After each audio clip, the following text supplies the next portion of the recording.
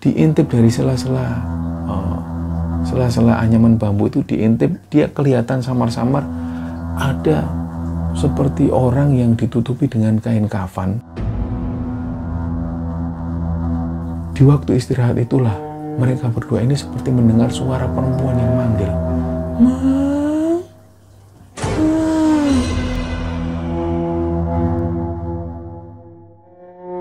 Assalamualaikum warahmatullahi wabarakatuh. Sobat Kembara Sunyi dimanapun teman-teman berada, pada kesempatan kali ini saya akan bercerita tentang kisah pesugihan nyegik yang berasal dari Jawa Barat. Kisah ini dikirimkan oleh Sobat Kembara yang bernama Pak Rozak. Beliau usianya 59 tahun dan beliau membagikan kisah ini kepada Kembara Sunyi. Untuk teman-teman yang sedang menonton tayangan ini dan belum subscribe, yuk subscribe sekarang juga agar kami lebih bersemangat lagi dalam membuat konten-konten terbaru di Kembara Sunyi. Dan untuk teman-teman yang telah mendukung kami sejauh ini, kami ucapkan terima kasih banyak. Semoga amal kebaikan teman-teman dibalas kebaikan berlipat oleh Allah Subhanahu wa Ta'ala.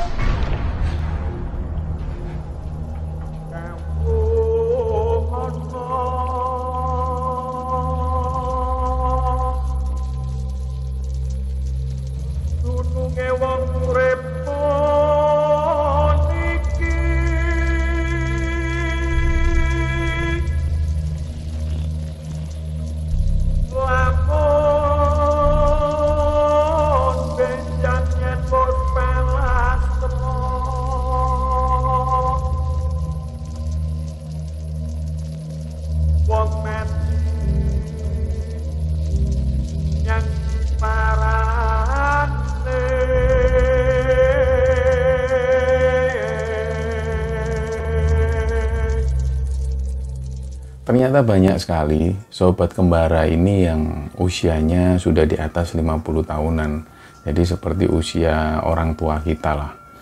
Nah, salah satunya adalah Pak Rojak ini yang ngirimkan cerita di Kembara Sunyi. Usianya beliau ini 59 tahun dan beliau tinggal di Jawa Barat. Beliau mengirimkan cerita kali ini pada Kembara Sunyi tentang cerita yang dialami beliau dengan temannya waktu itu ketika tahun 95-an lah.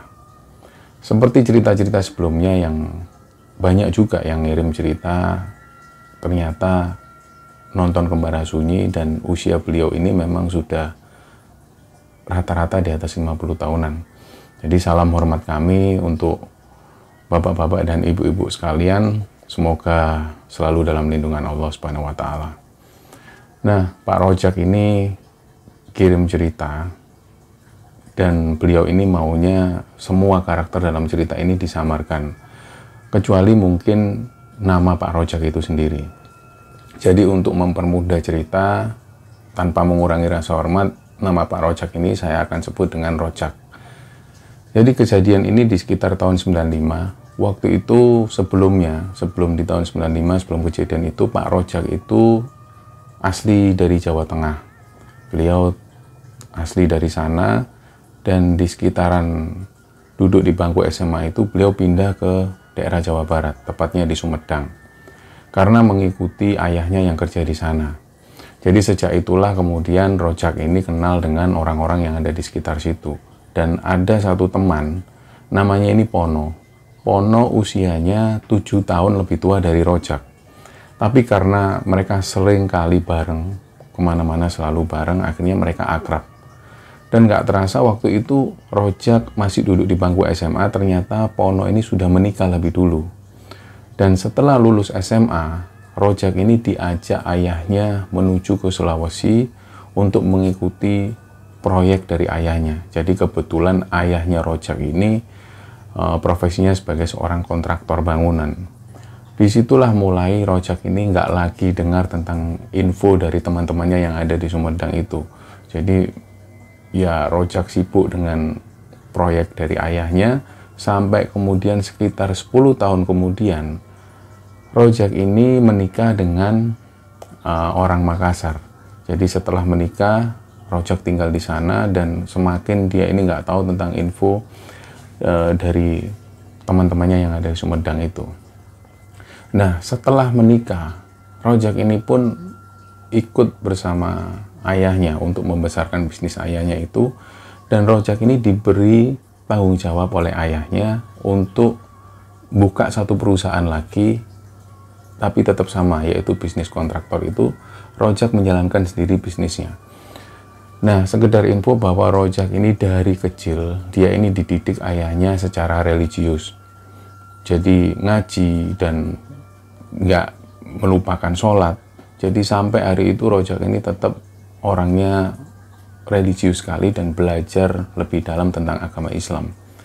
Dan setelah menikah, ternyata bisnis yang dijalani ini agak menurun. Sampai pada akhirnya 5 tahun berjalan, bisnisnya ini mengalami kebangkrutan. Nah, pada saat itu juga ayahnya pesan ke Rojak, sudah kamu istirahat dulu, Jak. Mungkin kamu butuh penyesuaian lagi di bisnis ini, kamu bisa cari bisnis-bisnis lain sambil mengumpulkan modal lagi. Nah, terserah kamu mau tinggal di sini, di Makassar, atau kamu kembali ke Sumedang. Nah, kebetulan di Sumedang ini masih ada rumah, yaitu rumah ayahnya yang nggak ditempati siapapun. Nah, Rojak ini kepikiran, apa baiknya pulang ke Sumedang, karena di sana kan lokasinya masih asri, bisa mencari inspirasi, apalagi dia sudah kangen dengan suasana yang ada di Sumedang, juga kangen dengan teman-temannya. Akhirnya dia pamit ke ayahnya dan istrinya juga ikut ke Sumedang. Saat itulah Rojak ini kembali ke Sumedang dan dia mulai lagi cari teman-temannya. Yang dia cari pertama adalah si Pono ini. Nah, Pono ternyata waktu itu sudah punya 4 orang anak dan anaknya sudah cukup lumayan besar semua. Di situ Pono ternyata kerja di satu pabrik yang ada dekat situ, dan sore harinya ternyata Pono ini narik becak. Nah, pengakuan dari Pono ke Rojak itu seringkali Pono ini mengalami kesulitan ekonomi. Jadi hampir tiap malam Pono ini seringkali cerita kalau dia ini seringkali kekurangan, makanya di sore hari dia memutuskan untuk narik becak. Nah, pertemuan itu pun semakin intens. Hampir tiap malam Pono ini main ke rumah Rojak, atau sebaliknya Rojak yang main ke rumah Pono. Nah, Rojak ini juga karakter orangnya kocak, atau seringkali bisa dikatakan lucu lah oleh teman-temannya. Jadi seringkali menghibur teman-temannya yang lagi susah. Waktu itu Pono cerita ke Rojak, Jak, aku ini loh, hidupku ini serba susah sekali, makanya aku sampai narik becak.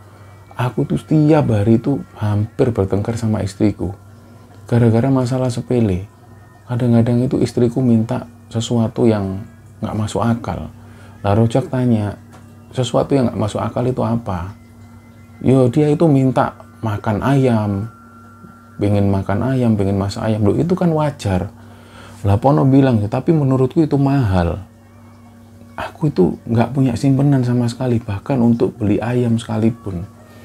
Ya, kamu itu makanya sudah tak ingetin. Rojak itu bilang ke Pono, kamu itu sholat. Sudahlah, sholat kamu itu, supaya kamu bisa dikasih petunjuk sama Allah. Lah Pono bilang, kamu itu Jak, kebanyakan ceramah kamu itu. Aku ini lagi nggak butuh ceramah, aku butuh uang. Nah, Rojak bilang lagi ke Pono, kalau memang hari ini aku punya simpanan, pasti kamu sudah tak kasih. Kamu tahu sendiri kan, Pon, bisnisku yang di Makassar itu juga mengalami kebangkrutan. Aku di sini ini juga lagi ngumpulin modal dan nggak tahu lagi mau bisnis apa lagi. Jadi aku sendiri masih bertahan hidup dengan tabunganku. Jadi aku pesan ke kamu, ayo perbaiki sholat. Sudah, nanti kamu akan dikasih petunjuk sama Allah. Nah, di situ Pono diem aja. Udahlah Jak, kamu nggak usah ceramah Jak. Akhirnya si Rojak memutuskan pulang. Lah keesokan harinya ketemu lagi. Mereka ngobrol-ngobrol lagi. Lagi-lagi Pono ini berkeluh kesah tentang hidupnya. Dia ini selalu mengeluh dan mengeluh. Sampai satu ketika Rojak ini bilang, Pon, kamu tahu nggak? Orang yang sering kali mengeluh, itu nggak akan ditambah nikmatnya. Sudah jelas itu di Quran. Siapa yang bersyukur, maka akan kutambah nikmatku. Kata Allah seperti itu. Makanya kamu jangan banyak mengeluh.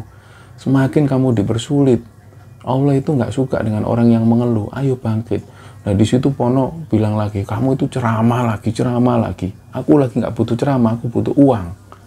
Nah, Rojak bilang dengan hati-hati, ya sudah. Yang penting aku cuma bisa ngingetin itu. karena aku sendiri nggak bisa bantu secara ekonomi karena kondisiku lagi susah. Nah, hari setelah pertemuan itu, ternyata malam selanjutnya itu Pono ini datang ke rumah Rojak. Dia bilang, "Jak, aku bisa minta tolong ke kamu nggak?" "Kenapa?" "Temenin aku. Aku dikasih tahu sama temenku, katanya nggak jauh dari sini ada makam keramat yang menyediakan jasa pesugihan." Nah, waktu itu Rojak ini langsung marah sama Pono. "Kamu itu gimana? Disuruh sholat nggak mau, malah melakukan tindakan-tindakan musyrik. Itu musyrik, kamu nggak boleh melakukan itu." Pono ini marah ke Rojak. "Udahlah Jak, kamu nggak usah banyak ceramah. Aku ini lagi kesusahan, aku butuh solusi." Ya makanya solusinya itu mendekat pada Allah. Kamu belajar sholat, kamu mulailah kamu sholat, kamu ngaji, kamu belajar agama. Insya Allah nanti Allah kasih petunjuk. Udahlah gini aja Jak, kamu mau nemenin aku nggak? Aku ini butuh temen. Aku nggak ada lagi orang yang tak ajak. Nah di situ Rojak ini mikir-mikir lagi. Kalau aku nemenin kamu Pon, berarti aku mendukung kamu ke jalan kemusyrikan. Enggak, aku nggak minta tolong kamu untuk ikut-ikutan ini. Aku cuma minta tolong kamu untuk nemenin. Nah disitulah Rojak ini kembali berpikir, karena Rojak ini memang dari kecil dia ini suka pingin tahu, rasa ingin tahunya itu tinggi sekali dengan sesuatu. Suatu kali itu Rojak diajak teman-temannya ke makam, dia ini pengen tahu benerkah makam itu angker. Jadi banyak sekali pengalaman-pengalaman kecil Rojak ini yang dia ini rasa pengen tahunya tinggi.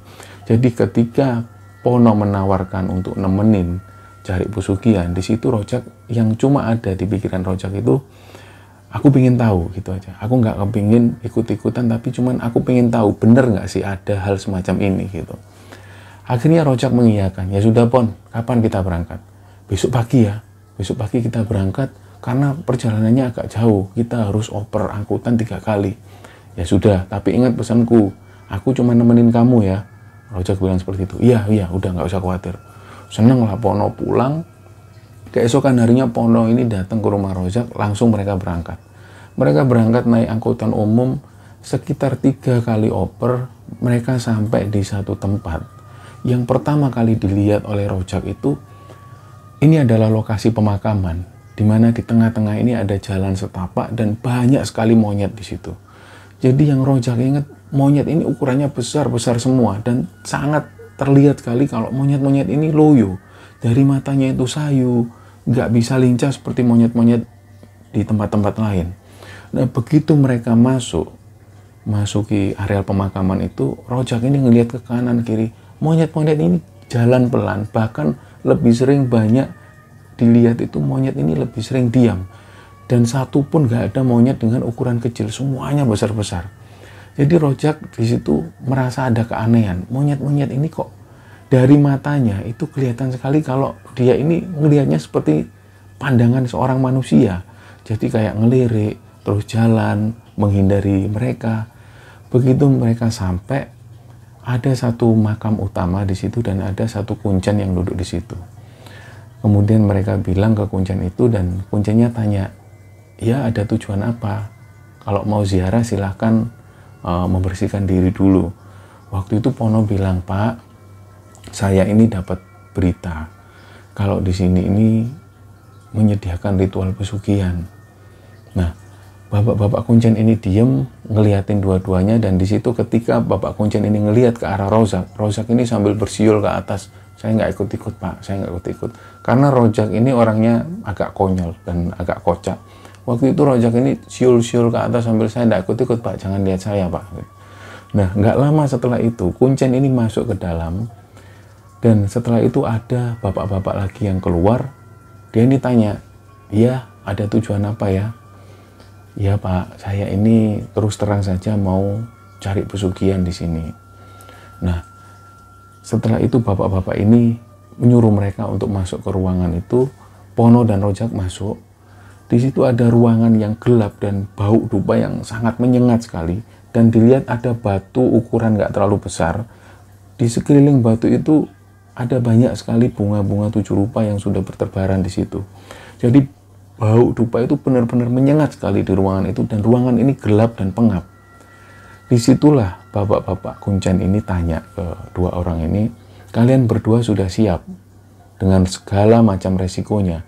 Di situ langsung Rojak bilang, Pak, saya tidak ikut-ikut Pak, saya cuma nganter.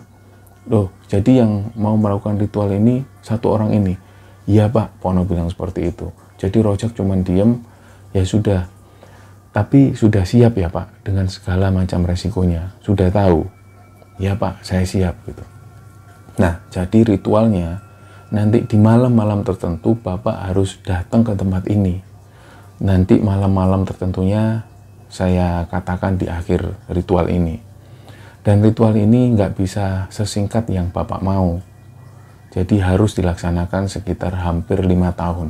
Nah di situ Pono ini kaget, loh kok 5 tahun Pak? Kok lama sekali ya? Ya memang lama. Ya memang seperti itu ritual di sini. Dalam malam-malam tertentu memang harus datang ke sini. Nah Pono bilang sekali lagi, bisa nggak Pak kalau 1 tahun saya bisa sudah dapat pesugihan itu, saya sudah dapat kekayaan itu? Ya nggak bisa. Memang kalau di sini ini harus menjalani selama kurang lebih 5 tahun. Nah di situ Rojak ini nyeletuk. Kalau 1 tahun kamu bisa dapat uang, ada, aku tahu tempatnya. Loh, kamu kok nggak bilang dari tadi, Jak? Ada di kota, nanti ikut aku. Kita jalan ke kota, kita masuk ke bank, kita cairkan pinjaman di situ. Nah di situ Pono ini agak marah juga. Kamu itu kondisi seperti ini, kamu kok sempat bercanda, kamu itu Jak. Nah, bapak-bapak kuncen ini bilang, ya saya jelaskan sekali lagi, ini harus 5 tahun. Ya kurang lebih 5 tahun lah. Tapi setiap malam-malam tertentu harus datang ke sini dan menyerahkan sesajennya. Lah, pada waktu itu Pono ini langsung menolak. Ya sudah Pak, kalau gitu memang belum jodoh saya di sini. Oh ya sudah, enggak apa-apa. Mereka pun keluar, mereka ngelihat lagi monyet-monyet ini seperti ngelihat ke arah Pono dan Rojak, dan matanya itu tampak lesu sekali. Jadi seolah-olah monyet ini nggak ada gerakan sama sekali, nggak seperti monyet-monyet lain yang lincah gitu. Jadi ada pikiran dalam diri Rojak itu, ini jangan-jangan pelaku-pelaku pesugihan yang sudah dikutuk jadi monyet. Wes udahlah. Mereka keluar, begitu keluar dari komplek pemakaman, ada bapak-bapak separuh baya. Beliau ini pakai baju batik seperti biasa. Beliau ini jalan seperti biasa dan seolah-olah mau masuk ke areal pemakaman, dan dia ini langsung menegur Pono dan Rojak. Gimana Mas? Sudah lancar? Nah, Pono bilang, enggak Pak, enggak jadi Pak. Karena mungkin belum jodoh. Soalnya harus nunggu 5 tahun. Saya butuh cepet soalnya. Nah, gini Mas. Kalau memang mau, ada seseorang yang bisa memberikan ritual pesugihan. Tempatnya sekitar 10 kilo dari sini. Nanti naik angkot, begitu ketemu pertigaan, di situ ada tukang-tukang ojek yang ngumpul di situ. Tanya aja ke tukang ojek, nama orangnya Eyang Sukri. Semua tukang ojek pasti sudah tahu. Nanti bisa dicari di sana. Nah, mendengar hal itu Pono ini langsung seneng. Oh ya Pak, terima kasih ya Pak, terima kasih ya Pak. Nah, Rojak ini sempat bilang ke Pono, udahlah kita pulang aja. Kamu itu sudah nggak diperbolehkan untuk ikut seperti ini. Buktinya kamu nggak mau mengikuti yang ritual di sini. Udahlah Jak, kita coba aja lah. Hitung-hitung kita cari tahu siapa Mbak Sakri ini. Nah, akhirnya Rojak menyetujui, mereka pun naik angkot. Hampir sekitar setengah jam, mereka sampai di satu pertigaan. Di situ memang banyak tukang ojek. Pono ini langsung tanya ke tukang ojek, Pak, antarkan ke rumah Eyang Sakri ya Pak. Nah, tukang ojek ini langsung ngelihat satu sama lain. Ada yang mau diantar ke rumah Eyang Sakri. Nah, dari gelagat-gelagat dari tukang ojek ini sepertinya kayak mereka ini menolak. Tapi ada satu orang yang dari pojok itu bilang, ya sudah yuk saya antar, tapi biayanya 2 kali lipat ya Pak. Karena letaknya agak jauh dan melewati hutan-hutan kecil. Oh iya, enggak apa-apa. Jadi akhirnya mereka ini goncengan bertiga. Jadi tukang ojek, Pono, dan Rojak ini goncengan bertiga, mereka menuju ke rumah Eyang Sakri itu. Waktu itu sudah sore hari, sekitar jam 4 sore, mereka melewati hutan-hutan kecil dan jalannya yang rusak sekali. Dan nggak sampai lama itu mereka memasuki sebuah desa. Desanya ini sangat terpencil dan semakin menuju ke arah hutan. Di situ ada satu rumah yang terbuat dari anyaman bambu. Mereka berhenti di situ dan tukang ojek ini kayak nunjuk, itu rumahnya Pak, tak antar dari sini ya, silahkan jalan, nggak jauh sudah kelihatan. Jadi memang kelihatan sangat kecil sekali, dari kejauhan ada rumah dari bangunan anyaman bambu. Disitulah Pono dan Rojak ini jalan menuju ke rumah itu, dan mereka pun teriak-teriak, punten, punten. Dari dalam ada yang nyaut, oh ya mangga, mangga. Keluarlah seorang kakek-kakek. Beliau ini sudah sangat tua sekali, kelihatan dari giginya yang sudah ompong dan rambutnya yang sudah putih sekali. Eyang ini mempersilahkan mereka masuk. Yuk masuk. Tanpa Pono dan Rojak ini ngomong sesuatu, Eyang Sukri ini langsung bilang, sudah siap dengan segala resikonya. Loh, kok tahu kalau saya mau cari pesugihan? Ya kalau orang mau ke sini nggak ada lagi selain mau cari pesugihan. Saya tanya, sudah siap kalian berdua? Nah lagi-lagi Rojak ini bilang, yang saya ini nggak ikut-ikut, saya cuma nganter teman saya. Oh berarti yang ikut ini? Iya. Kemudian Pono ini bilang, saya yang mau melakukan ritual itu. Nah Eyang Sukri ini lagi-lagi tanya, tapi sudah siap ya dengan segala resikonya? Sudah yang, saya sudah niat datang ke sini untuk melakukan ritual itu. Ya sudah, tunggu di sini, kamu yang nggak ikut kamu tunggu di sini, kata Eyang Sukri. Jadi Rojak disuruh nunggu di ruang tamu, dan waktu itu kondisinya ini sudah memasuki malam. Di situ penerangannya hanya memakai lampu oblik atau lampu tempel. Nah, ketika jam 6:30 malam kira-kira, karena waktu sudah mulai gelap, Rojak ini nunggu di ruang tamu. Dilihat di situ ada gambar lukisan, dan semua tembok-tembok ini atau dinding-dinding rumahnya ini dari anyaman-anyaman bambu. Saking lamanya menunggu, Rojak ini hanya ngerokok terus. Sampai nggak lama setelah itu, rokok yang dipunyai Rojak ini sampai habis. Dan Rojak ini bertanya-tanya, kok ini belum selesai-selesai? Sudah jam berapa? Dilihat dari jam dinding itu sudah jam 10 malam. Kok belum juga selesai? Sampai akhirnya Rojak ini saking lamanya nunggu, sampai Rojak ini ketiduran di situ. Dan nggak lama kemudian Rojak ini kebangun, dilihat sudah jam 12 malam.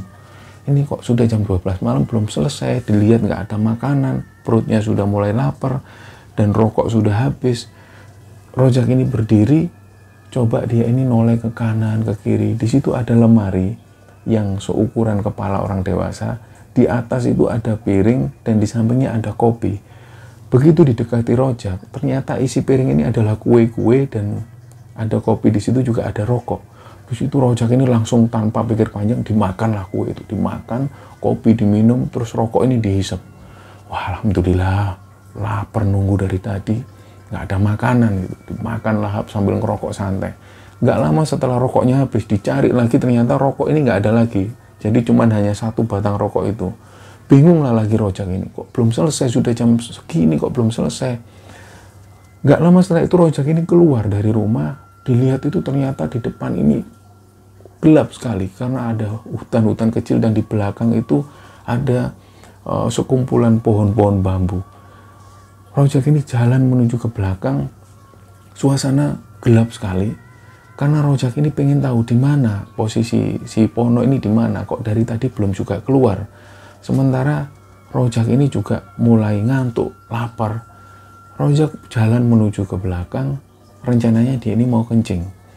Nah di situ ada pohon bambu, mulailah Rojak kencing, dan nggak lama setelah kencing itu Rojak ini menuju ke rumah bagian belakang. Di situ ada cahaya yang menyala dari lampu tempel itu tadi.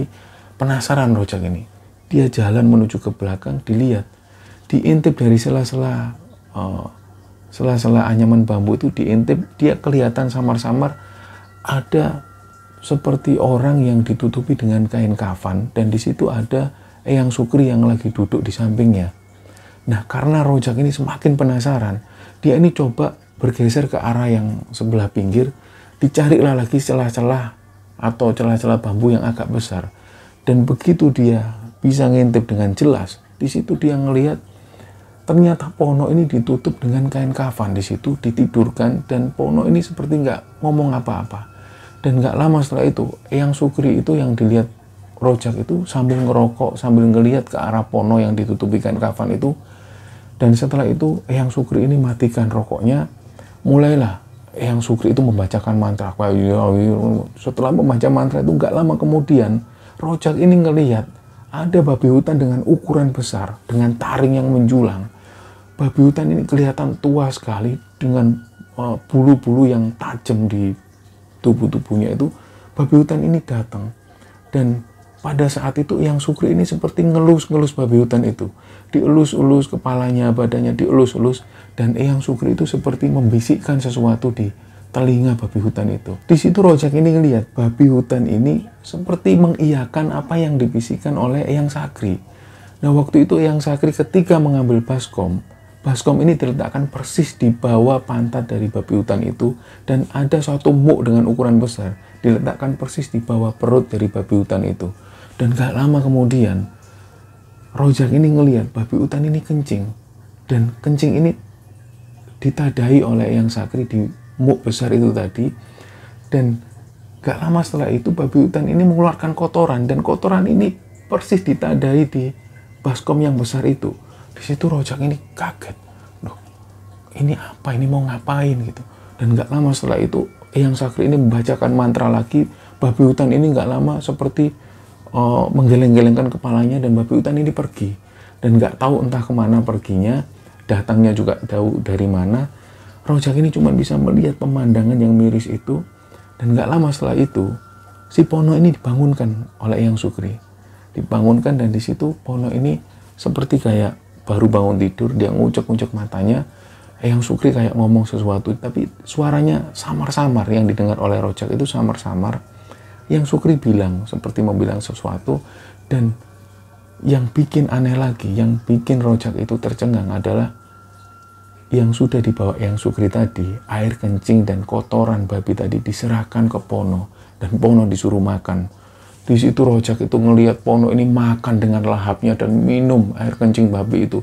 Di situ Rojak ini muntah-muntah, saking dia ini mualnya. Rojak ini sampai keluar menuju ke halaman rumah, dia muntah-muntah di situ. Wah, saking mualnya dia ngelihat pemandangan yang menjijikkan itu. Dan gak lama kemudian setelah Rojak itu muntah-muntah, Pono ini keluar dengan Eyang Sakri keluar.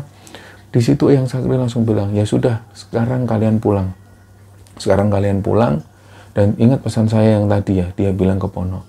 Iya, terima kasih ya Eyang. Mereka pun pulang, tapi Rojak waktu itu bilang ke Pono, Pon, kita nginep semalam lagi aja di sini.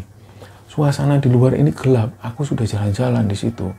Nggak ada penerangan sama sekali, kita nggak punya lampu. Nah, disitulah Pono ini dan Rojak izin ke Eyang Sukri. Boleh nggak kami nginep di sini semalam?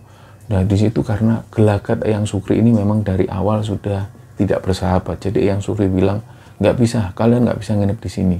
Kalian harus pulang. Tapi kita nggak bawa penerangan, Eyang. Ini gimana? Jalannya melewati hutan-hutan. Ya sudah, pokoknya pulang. Kalian ini laki-laki kok takut. Ingat pesanku ya.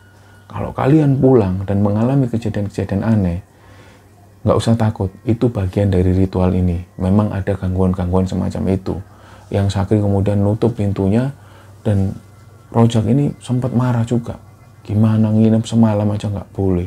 Pelit amat itu orang. Akhirnya mereka pun jalan.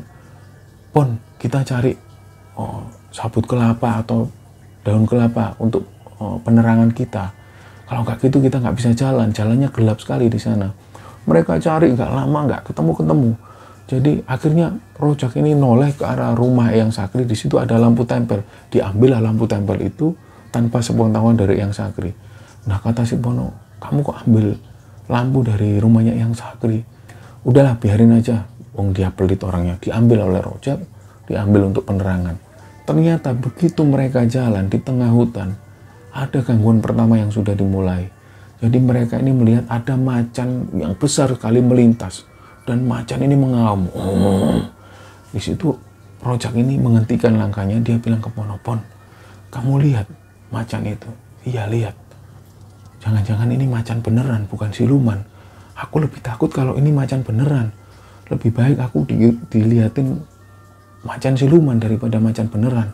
Udah, jangan rame, jangan rame.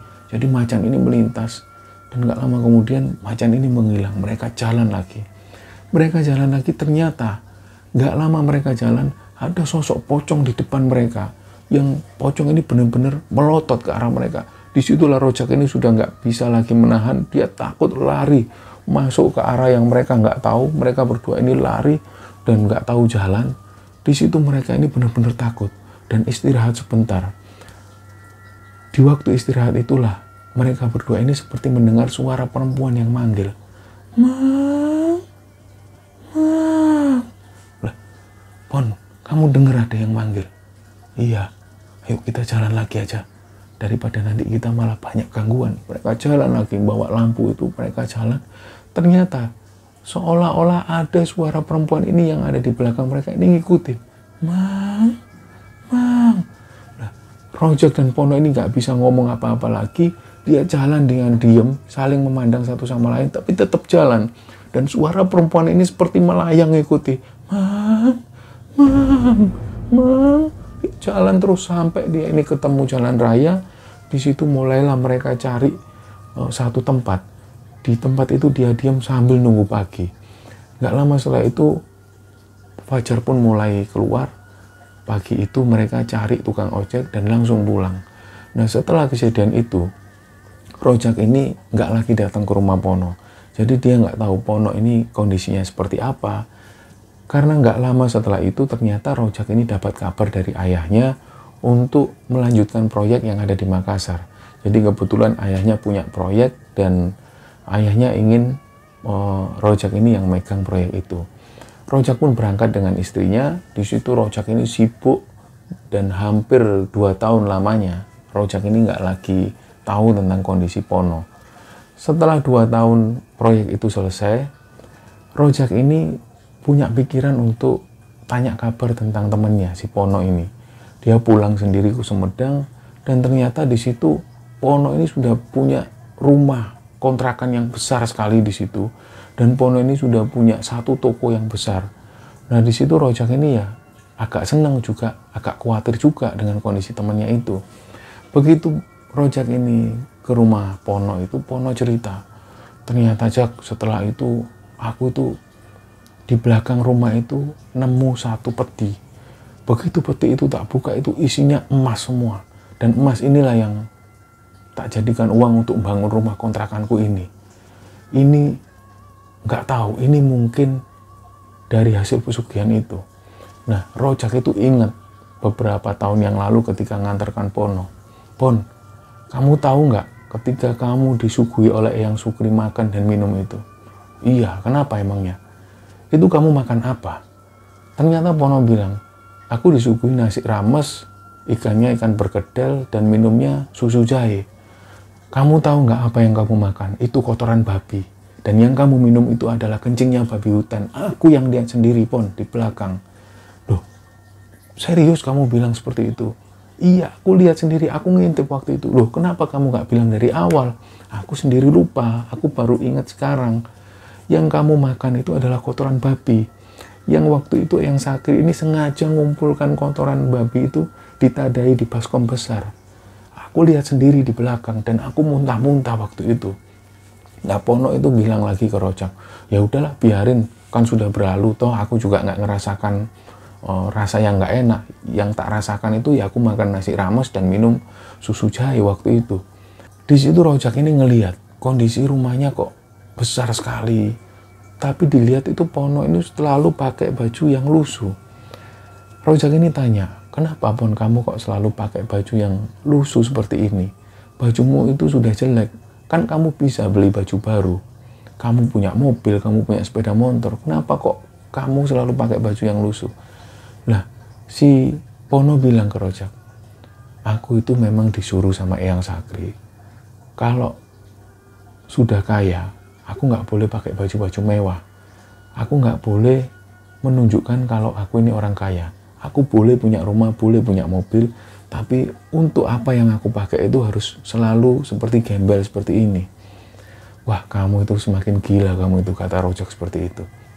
Gak lama setelah itu Rojak ini pulang ke rumah, ngelihat kondisi rumahnya karena sudah lama nggak ditempati. Dan gak lama setelah itu istri Pono ini datang ke Rojak. Dia bilang semuanya ke Rojak, "Tolong kasih tahu temanmu itu. Aku tuh mau ngajukan cerai, nggak kuat aku hidup sama Mas Pono itu. Dia ini pelitnya luar biasa. Sama anak-anaknya pelit, sama aku juga pelit. Jadi aku itu sudah nggak kerasan tinggal sama Mas Pono itu. Tolong kasih tahu temenmu itu. Nah, setelah itu Rojak ini tanya, memangnya kenapa? Kok kamu bilang suamimu itu pelit? Lah aku tuh setiap kali mau beli sesuatu selalu dilarang. Mau beli baju baru dilarang. Anak-anakku beli mainan dilarang. Jadi aku tuh agak nggak ngerti sama pikiran suamiku itu. Uangnya banyak, tapi kalau untuk anak-anak sama istrinya itu selalu pelit. Nah, Rojak bilang, ya sudah, kapan-kapan nanti tak kasih tahu suamimu. Nah, setelah itu ternyata Rojak ini lupa dan Rojak harus pulang kembali ke Makassar. Dan setelah ke Makassar itu Rojak kembali dengan aktivitas-aktivitasnya hampir setahun lebih. Rojak ini ingat dengan temannya yang Pono itu, dia ingat kembali dan memang kebetulan ada satu urusan yang harus dia selesaikan di Sumedang. Begitu Rojak ini pulang ke Sumedang, ternyata ada laporan dari tetangga bahwa ternyata Pono ini kondisinya benar-benar terpuruk. Disitulah Rojak ini langsung menghampiri ke rumah Pono. Ternyata benar di situ dilihat Pono ini lumpuh. Jadi Pono ini terkena stroke dan hanya bisa duduk di kursi roda. Di situ nggak terlihat anak-anaknya dan istrinya. Ternyata kata tetangga-tetangganya, istrinya Pono ini selingkuh dengan sopirnya sendiri. Nah, kejadian itu sudah terjadi sekitar 6 bulan lamanya. Istrinya Pono ini meninggalkan Pono, selingkuh dengan sopirnya. Dan di situ anak-anaknya kuliah keluar kota dan jarang sekali pulang. Di situ Rojak ini ngelihat kondisi Pono yang luar biasa terpuruk. Dan di situ Rojak cuma bisa bilang, walapun sudah, ini adalah hasil perbuatanmu. Kamu yang sudah ngambil resiko dengan apa yang sudah kamu lakukan. Pesanku cuma satu, tobatlah. Kamu bertobat, mulailah kamu sholat, belajarlah ilmu agama. Semua ini ujian. Seharusnya kalau saat itu kamu nurut dengan omonganku, kamu mulai bertobat dan kamu sholat, nggak melakukan pesugihan-pesugihan ini, insya Allah hidupmu nggak akan sengsara seperti ini. Tapi kalau sudah seperti ini, aku sudah bisa menyarankan ke kamu tobatlah. Kamu tobat kembali ke jalan Allah, tinggalkan semua yang seperti ini. Kamu belajar sholat, kamu belajar ngaji, dan mulailah tinggalkan semua ini. Disitulah kemudian Rojak ini nggak tahu kabar tentang temannya. Rojak kembali menjalani aktivitas di Makassar itu. Dan ada kabar 3 tahun kemudian kalau Pono ini meninggal dunia. Dan di situ Rojak ini nggak sempat untuk pulang ke Sumedang karena waktu itu benar ada urusan yang nggak bisa ditinggalkan oleh Rojak. Baru 1 bulan kemudian Rojak ini pulang kembali ke Sumedang dan berziarah ke makam Pono itu. Disitulah kisah itu berakhir dan Pak Rojak hari ini berusia 59 tahun dan membagikan ceritanya ke Kembara Sunyi. Harapannya agar teman-teman yang menyaksikan ini bisa menjadikan pelajaran bahwa hal semacam itu benar-benar terjadi. Hal yang awalnya tidak dipercaya oleh Pak Rojak, yang awalnya Pak Rojak tidak percaya dengan hal-hal seperti ini, tapi Pak Rojak melihat sendiri hal semacam itu dan dilakukan oleh temannya sendiri. Bahwa segala macam ritual-ritual pesugihan itu memang ada.